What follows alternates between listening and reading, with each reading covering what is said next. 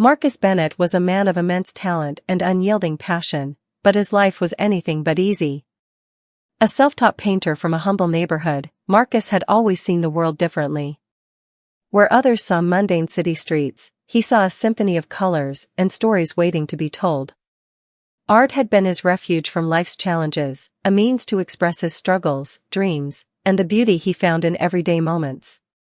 But despite his talent, Marcus faced a harsh reality: the art world wasn't kind to those without connections or wealth. The galleries in the city catered to an elite crowd, filled with patrons who valued status over substance. Marcus's dream of showcasing his work in a prestigious gallery felt like an impossible goal, but he refused to give up. For months, he had poured his soul into a series of paintings he called the human mosaic. Each piece depicted everyday people in vibrant, surreal landscapes, blending realism with abstract elements that told stories of resilience, love, and unity. With his portfolio in hand, Marcus decided it was time to try his luck. One crisp autumn morning, Marcus dressed in his best suit, a second-hand find that didn't quite fit but carried his hopes, and set off for a renowned gallery downtown. It was called the Livingston Gallery, known for hosting exhibitions by some of the most celebrated artists in the country. Marcus had heard that the gallery's owner, Richard Livingston, was always on the lookout for fresh talent, though the whispers in the art community hinted at his elitist tendencies. As Marcus stepped into the gallery, he was struck by the grandeur of the space. High ceilings, pristine white walls, and soft lighting highlighted the artwork on display. Each piece was meticulously placed, and the air buzzed with an aura of exclusivity. Richard Livingston himself was standing near the entrance, speaking with a small group of wealthy patrons. He was a tall man in his late 50s, with salt and pepper hair, a tailored suit, and an air of authority. His sharp eyes scanned the room, but they didn't linger on Marcus for long. Summoning his courage, Marcus approached. "Excuse me, Mr. Livingston," he began, his voice steady but nervous. Richard turned to him, his smile polite but distant. "Yes? Can I help you?" "My name is Marcus Bennett. I'm an artist, and I brought some of my work. I was hoping you might consider reviewing it for a potential exhibition." Richard's smile tightened, and his gaze swept over Marcus. His tailored suit seemed to grow sharper as he assessed the young man standing before him. "An artist, you say?" he replied, his tone laced with skepticism. "Yes, sir," Marcus said, opening his portfolio to reveal his paintings. "This is a series I've been working on. It's called the Human Mosaic. I think it could resonate with—" Before Marcus could finish, Richard raised a hand, cutting him off. "I'm sorry, but we have a very selective process here at Livingston Gallery. We cater to a certain clientele, and I'm afraid your work might not align with their tastes." Marcus blinked, taken aback. "But you haven't even looked at it yet." Richard sighed, glancing briefly at the open portfolio. The paintings were vibrant and full of emotion, but he barely gave them a second glance. "I don't mean to be harsh, but our gallery focuses on established artists. Perhaps a smaller venue would be more appropriate for your work." A few nearby patrons chuckled, their whispers reaching Marcus's ears. "Another one of those starving artist types. Doesn't he know this isn't some street fair?" Marcus felt a flush of humiliation creep up his neck, but he refused to let it show. "With all due respect, Mr. Livingston, I believe my work speaks for itself. Just give me a chance to prove." "I've seen enough," Richard interrupted, his tone final. "Good luck, Mr. Bennett." With that, he turned away, dismissing Marcus as if he were an afterthought. Marcus stood frozen for a moment, the weight of rejection pressing down on him. He had prepared for the possibility of being turned away, but the disdain in Richard's voice and the mocking stares of the patrons cut deeper than he had expected. As he left the gallery, Marcus couldn't shake the sting of humiliation. The bustling streets outside felt colder, the city's noise more overwhelming. But as he walked, his grip tightened on the handle of his portfolio. Rejection wasn't new to him. He had faced it countless times, at school, in job interviews, even in his personal life. But each time, he had found a way to rise again. This time would be no different. Later that evening, as he sat in his small studio apartment, Marcus stared at his paintings. Each stroke of color and texture was a piece of his soul, a testament to his journey. He couldn't let one man's dismissal define his worth. "I'll show them," he muttered to himself. "I'll show them all." Little did Marcus know, this rejection would set the stage for a transformation he could never have imagined, a journey from overlooked artist to a rising star who would one day redefine the art world. The days following Marcus's rejection at the Livingston Gallery were filled with a mix of frustration and determination. Every stroke of his brush was infused with a renewed sense of purpose, a defiance against those who had doubted him. He poured his emotions into new pieces, expanding his human mosaic series into something even more powerful. Yet, the reality of his situation loomed large. Bills were piling up, and his part-time job at a local diner barely covered the basics. The dream of becoming a successful artist felt farther away than ever. One rainy evening, Marcus decided to showcase his work at a local street art fair. It wasn't the high-end gallery he had dreamed of, but it was a chance to connect with people who might appreciate his art. With a borrowed tent and a few easels, he set up a modest display of his paintings, hoping to attract even a small audience. The art fair was alive with creativity, musicians played on street corners, artisans sold handmade crafts, and the air buzzed with the chatter of passers-by. Marcus's display was simple but striking, his paintings vibrant against the gray sky. People stopped to admire his work, some offering kind words, but sales were slow. As the evening wore on, Marcus noticed a tall man in his late 30s lingering near his booth. Dressed in a sharp but understated suit, the man had an air of quiet confidence. His piercing eyes studied Marcus's paintings with intense focus, moving from one piece to the next. "Excuse me," the man said, finally addressing Marcus. "These are extraordinary. Are you the artist?" "Yes," Marcus replied, a mix of surprise and curiosity in his voice. "I'm Marcus Bennett." "Thomas Green," the man said, extending a hand. "I'm an art collector and curator. Your work, it speaks to me. There's a depth here that's rare to find." Marcus felt a spark of hope. "Thank you. That means a lot. I've been trying to get my work noticed, but it's been challenging." Thomas smiled knowingly. "The art world isn't always fair to talent like yours. But I believe in recognizing greatness when I see it. Tell me, Marcus, have you showcased your work in any galleries?" "Not yet," Marcus admitted. "I tried, but let's just say it didn't go well." Thomas chuckled. "Typical. The big galleries are too often run by people who care more about status than art. But I have connections with curators who value true talent. I'd like to buy a few pieces from you and help you gain the exposure you deserve." Marcus blinked, barely able to process the offer. "You'd do that?" "Absolutely," Thomas said. "Art like yours deserves to be seen by the world." "How much for these 3? Thomas gestured toward 3 of Marcus's most treasured pieces. Marcus hesitated, unsure of how to price them. Before he could answer, Thomas added, "Whatever your asking price is, I'll double it. Consider it an investment in your future."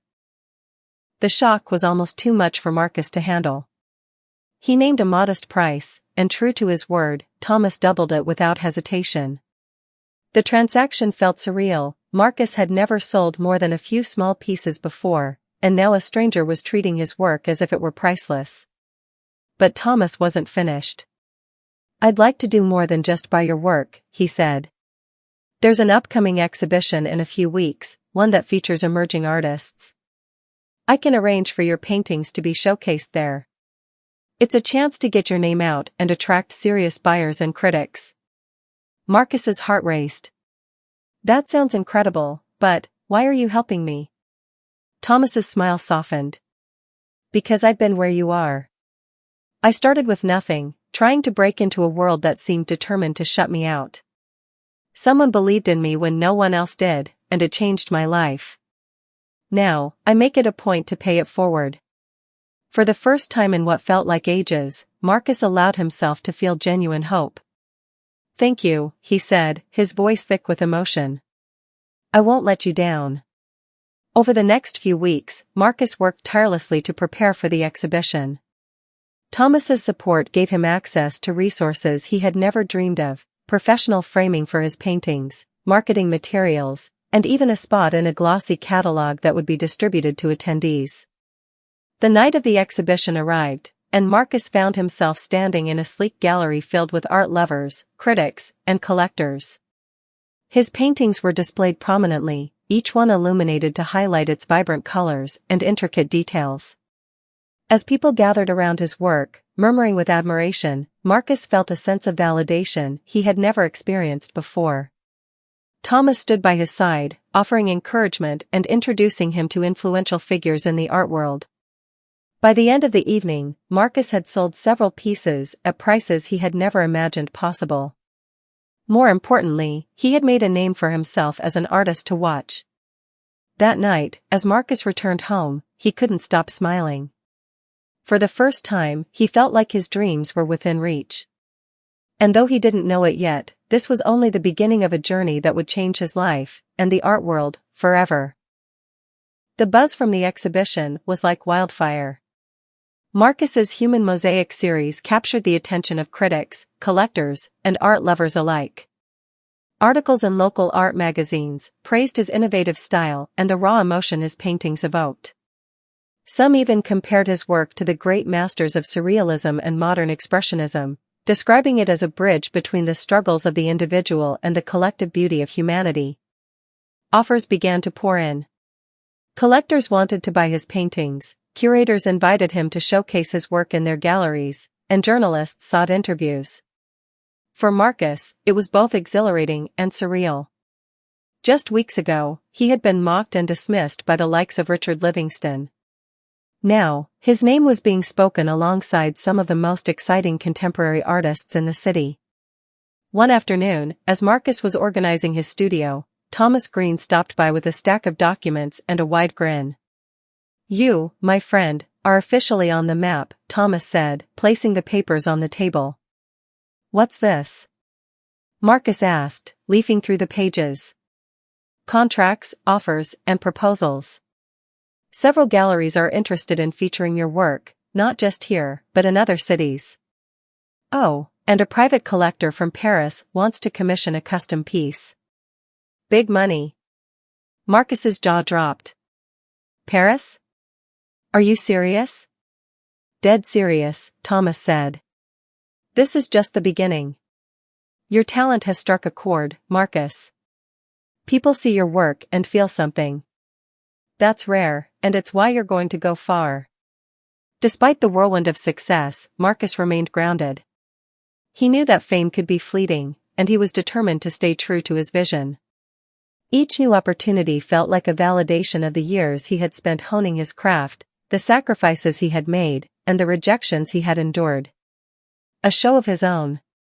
A few months later, Marcus achieved a milestone he had only dreamed of: a solo exhibition in one of the city's most prestigious galleries. The event was called Fragments of Us, a collection of his most compelling pieces, including new works inspired by his recent journey. The night of the exhibition was nothing short of magical. The gallery was packed with art enthusiasts, critics, and influential figures from the art world. Soft music played in the background, and glasses of champagne clinked as people mingled and admired the paintings. Each piece told a story: a mother and child embracing in a sea of abstract colors, a young boy standing tall amidst a crumbling cityscape, an elderly man staring at a vibrant sunset that seemed to bleed into the canvas. The emotions behind the paintings were palpable, and attendees couldn't stop talking about the depth and originality of Marcus's work. Among the crowd, Marcus spotted familiar faces, people who had believed in him when others hadn't. His best friend, Angela, who had supported him through countless struggles, beamed with pride. Thomas Green, the man who had given him his first big break, stood nearby, engaged in a lively conversation with a prominent art critic. But there was one face Marcus didn't expect to see: Richard Livingston. A familiar face in the crowd. Richard stood near the entrance, his sharp eyes scanning the gallery. He looked out of place, his usual air of superiority replaced by something more subdued. Marcus wasn't sure whether it was curiosity or desperation that had brought Richard here, but he decided to focus on the positive energy of the night rather than the man who had once dismissed him. As the evening progressed, Marcus found himself the center of attention. Buyers offered astronomical sums for his work, and one prominent critic declared him the voice of a new generation of artists.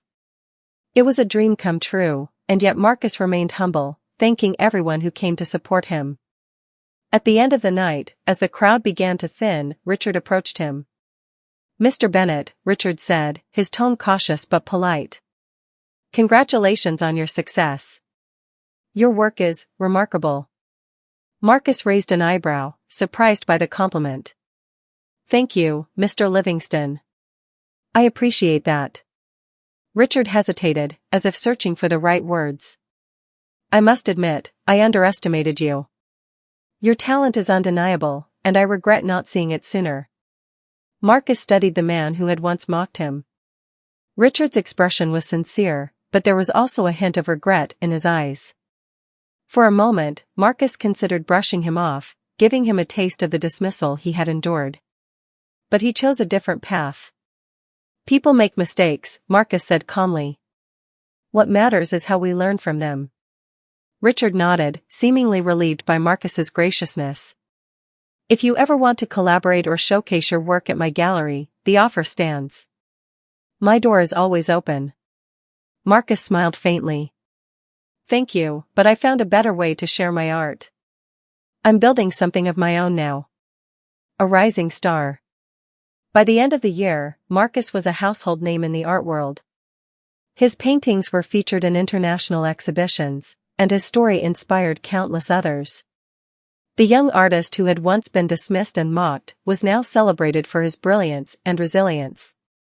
But Marcus wasn't content to rest on his laurels. He had a vision, a gallery of his own, one that would provide opportunities for underrepresented artists, just as Thomas Green had done for him. His journey was far from over. Marcus was no longer just an artist, he was a beacon of hope, proving that talent and perseverance could overcome even the toughest obstacles. While Marcus's star rose higher with each passing day, Richard Livingston's gallery was heading in the opposite direction. Once a hub for affluent art collectors and social elites, the Livingston Gallery now struggled to draw a crowd. The air of exclusivity that Richard had prided himself on was now working against him, as younger, more diverse audiences sought out spaces that felt welcoming and vibrant. Richard sat in his grand office, surrounded by ornate furniture and framed photos of himself with once famous artists. He stared at the financial reports spread across his desk, each one more grim than the last. Declining foot traffic. Minimal sales. Reduced interest, he muttered, rubbing his temples. What's happened to this place? His assistant, Claire, hesitated before answering. The art world is changing, Mr. Livingston. People want innovation, fresh perspectives. We need to adapt. Adapt? Richard scoffed. I've been running this gallery for over 2 decades. I've curated collections from some of the finest artists in the world. What do these newcomers know about art? Claire remained silent, but her expression spoke volumes. The rise of Marcus Bennett. The name Marcus Bennett was impossible for Richard to ignore. Every art magazine, blog, and social media platform seemed to be buzzing about the young artist. Critics hailed Marcus as a visionary, and his Human Mosaic series had become a cultural phenomenon. Richard couldn't help but feel a pang of regret. He remembered the day Marcus had walked into his gallery, hopeful and eager, only to be dismissed without a second glance. At the time, Richard had seen him as just another aspiring artist, one of countless hopefuls who would never make it in the cutthroat art world. But now, Marcus's success was undeniable. His paintings were selling for 6 figures, and his name was on the lips of every major collector.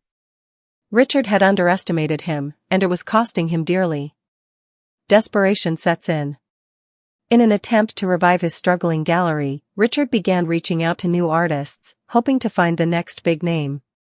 But his reputation as an elitist, out-of-touch gallery owner made it difficult to attract fresh talent. One evening, Richard hosted an exhibition featuring works from a few emerging artists he had managed to recruit. He spared no expense, hoping to recreate the grandeur of the gallery's heyday.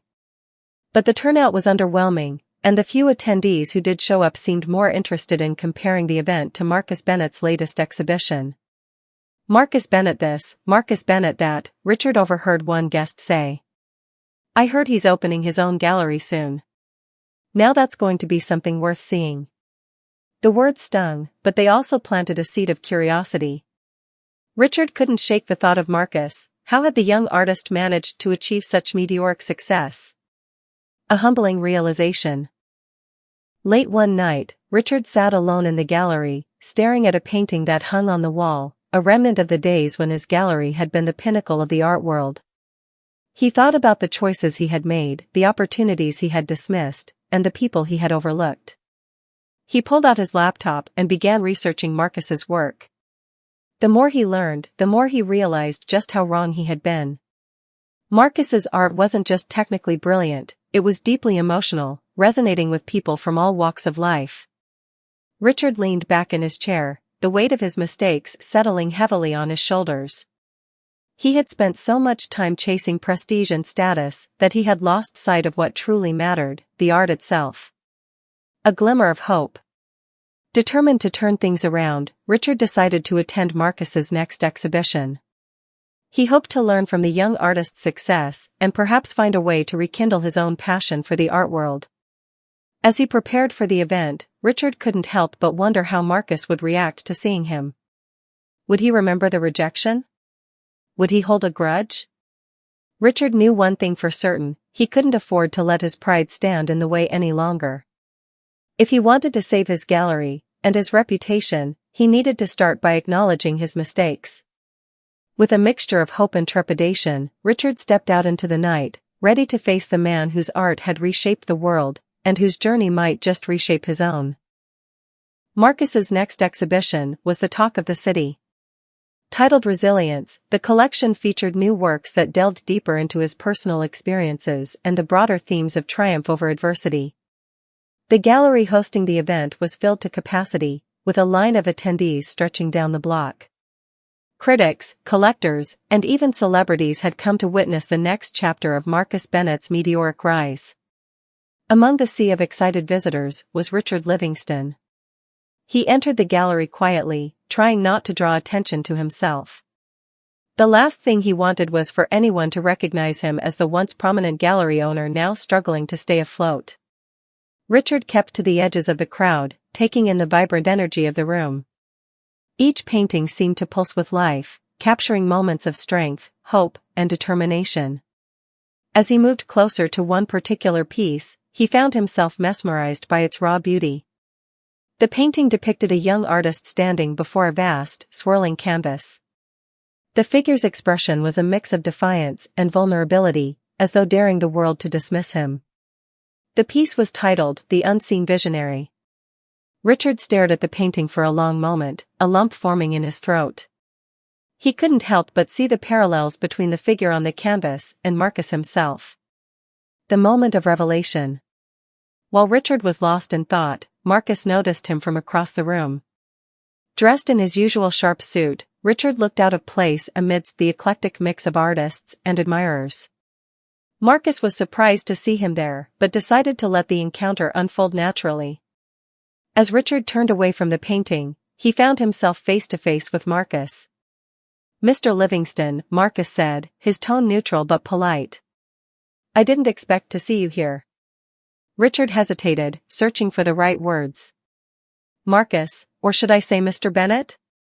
Your work is extraordinary. Truly." "Thank you," Marcus replied, his expression unreadable. There was an awkward silence before Richard continued. "I owe you an apology. When you first came to my gallery, I failed to see the brilliance of your work. I was wrong, and for that, I'm deeply sorry." Marcus studied Richard, sensing the sincerity in his words. Part of him wanted to remind the man of the humiliation he'd endured that day, but another part of him recognized the value of forgiveness. People make mistakes, Marcus said simply. What matters is what we do afterward. Richard nodded, clearly relieved. You've built something incredible, Marcus. Your art, it's changing the world. And it's changing me. An unexpected proposal. As the evening went on, Richard stayed to admire more of Marcus's work. He noticed how effortlessly Marcus connected with the attendees, sharing the stories behind each painting and inspiring everyone he spoke to. It was a quality Richard had never mastered, a genuine passion for people and art alike. Before leaving, Richard approached Marcus once more. If you ever consider expanding your reach, my gallery could use someone like you. I know it may be a long shot, but I'd love to collaborate in some way. Marcus raised an eyebrow, amused by the irony. You want me to work with you? I do, Richard admitted. Your vision is exactly what the art world needs. And frankly, I need it too. Marcus thought for a moment, a small smile playing on his lips. I'll think about it. But I have my own plans, Mr. Livingston. Big ones. Richard nodded, understanding that the tables had turned. The once dismissive gallery owner now stood in awe of the artist he had underestimated, seeking his guidance and approval. A subtle triumph. As Richard left the gallery that night, he couldn't shake the feeling of humility that had settled over him. He realized that Marcus's success was not just a testament to his talent, but also to his resilience and determination. For Marcus, the encounter was a quiet victory. It wasn't about proving Richard wrong, it was about proving himself right. The young artist who had once been dismissed was now a force to be reckoned with, and the world was finally paying attention. And as Marcus looked out at the packed gallery filled with admirers, he knew that his journey was only just beginning. Marcus Bennett had accomplished what many only dreamed of. His exhibitions were sold out, his name was synonymous with innovation and emotion in the art world, and his works now adorned the walls of collectors, museums, and cultural institutions worldwide. But Marcus wasn't satisfied with personal success, he wanted to create something greater. Sitting in his spacious, light-filled studio one evening, Marcus mulled over the next chapter of his journey. Thomas Green had often spoken about the need for more inclusive spaces in the art world, places where marginalized voices could thrive without fear of rejection. That idea had stayed with Marcus, and now, with the resources and influence at his disposal, he decided to make it a reality. A bold decision. Marcus called a meeting with Thomas and Angela to share his plan. I want to buy a gallery, Marcus announced, setting his coffee cup down on the table. Thomas raised an eyebrow. A gallery? You've got the connections to showcase your work anywhere. Why start your own? It's not just for me, Marcus explained. I want to create a space where artists like me, who've been overlooked or dismissed, can showcase their work. A place where diversity and innovation are celebrated. Angela beamed with pride. That's an incredible idea, Marcus. Do you have a gallery in mind? Marcus nodded. I do. The Livingston Gallery. Both Thomas and Angela stared at him in shock. The Livingston Gallery? Thomas repeated. You're kidding, right? I'm not, Marcus said. It's poetic, isn't it? The same place where I was once mocked and dismissed could become a hub for the very artists they used to ignore. Angela smirked. I love it. It's the ultimate power move. The proposal. Marcus set up a meeting with Richard Livingston to discuss his offer. The once proud gallery owner now operated with a subdued air, his financial struggles no longer a secret. When Marcus arrived at the Livingston Gallery, Richard greeted him with cautious optimism. Marcus, it's good to see you again, Richard said, shaking his hand. You as well, Marcus replied. I'll get straight to the point, Mr. Livingston. I'd like to buy your gallery. Richard blinked, clearly caught off guard. You want to buy the gallery? Yes, Marcus said firmly. I believe it has potential, but it needs a fresh vision. I want to turn it into a space where underrepresented artists can thrive. Richard hesitated, his pride wrestling with the reality of his situation. He knew that selling the gallery to Marcus would be a blow to his ego, but he also knew it was the only way to save it from fading into obscurity. "What would you do with it?" Richard asked. "I'd transform it," Marcus said. "New management, new curators, and a focus on diversity and inclusivity. It wouldn't just be a gallery, it would be a movement." Richard sighed, the weight of his failures heavy on his shoulders. "I'll need time to consider your offer." Marcus nodded. "Take all the time you need. But remember, this isn't just about me, it's about the future of the art world. A new beginning." A week later, Richard called Marcus with his decision. "I'll sell you the gallery," Richard said, his voice tinged with resignation. "You're right, it needs a new vision, and I'm not the one to provide it."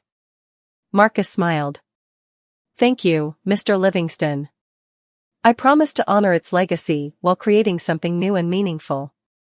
The transition of ownership was finalized within weeks, and Marcus wasted no time in implementing his vision. He assembled a diverse team of curators, reached out to emerging artists from all walks of life, and began planning the gallery's grand reopening. A space for everyone. When the Livingston Gallery reopened under its new name, the Mosaic Gallery, it was an instant success. The inaugural exhibition featured works from a wide range of artists, each piece telling a unique story.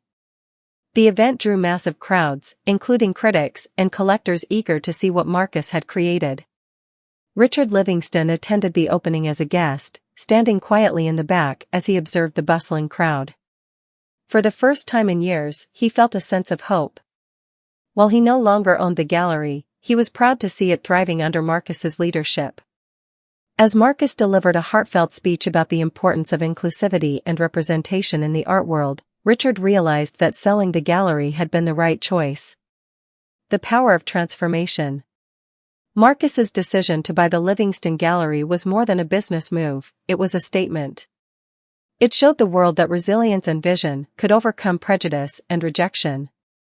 The Mosaic Gallery became a beacon for artists everywhere, proving that the art world could be a place of opportunity and empowerment. And for Marcus, it was the fulfillment of a dream far greater than personal success, it was the creation of a legacy. Months passed, and the Mosaic Gallery quickly became a cultural landmark. The gallery's commitment to diversity, inclusivity, and innovation attracted a new generation of artists, patrons, and admirers. Marcus Bennett had not only reinvented an old institution, but he had also reshaped the landscape of the art world itself. The grand reopening exhibition at the Mosaic Gallery had been a resounding success. Artists from around the globe now sought the opportunity to showcase their work under Marcus's visionary leadership. Young, underrepresented talent found a platform where their stories and voices could be heard. No longer did they have to face the rejection and elitism that once defined the art world's elite spaces. A new era in art. One evening, Marcus stood in the middle of the gallery, admiring the vibrant pieces that lined the walls. He had a quiet sense of satisfaction, watching the diverse crowd who had gathered to appreciate the art on display. There were paintings, sculptures, digital art, and even interactive installations, each piece offering a unique perspective on the human experience. The energy in the room was electric, and it felt like the gallery itself was alive with possibility. Marcus was interrupted by the voice of Angela, his trusted advisor. "It's incredible to see this place thriving," she said, her eyes scanning the crowd. "You've built something truly special, Marcus." "I couldn't have done it without the artists," Marcus replied, his gaze still on the works of art. "They're the ones who make this space meaningful. They're the heartbeat of the Mosaic Gallery." Angela smiled. "And you've given them that platform. You've created a space for them to truly shine." Marcus looked over at the entrance, where Richard Livingston stood, watching the proceedings with a quiet sense of awe. He had become a regular visitor to the gallery, now humbled and eager to learn from the artists he once dismissed. Richard had taken on a new role, not as a gallery owner, but as an advocate for the very inclusivity Marcus had championed. Though the path to redemption hadn't been easy, Richard had come to understand the importance of humility and growth. He had long since shed the arrogance that once defined him. Now, he worked with Marcus behind the scenes to help bridge the gap between traditional art circles and the vibrant new wave of talent that the Mosaic Gallery was nurturing. The legacy of Marcus Bennett. As the months turned into years, Marcus continued to expand the Mosaic Gallery, opening new branches in cities around the world. Each new location was rooted in the same philosophy, to provide a platform for underrepresented voices in the art world. The gallery's exhibitions gained global recognition, and the artists who showed there were frequently celebrated by critics and collectors alike.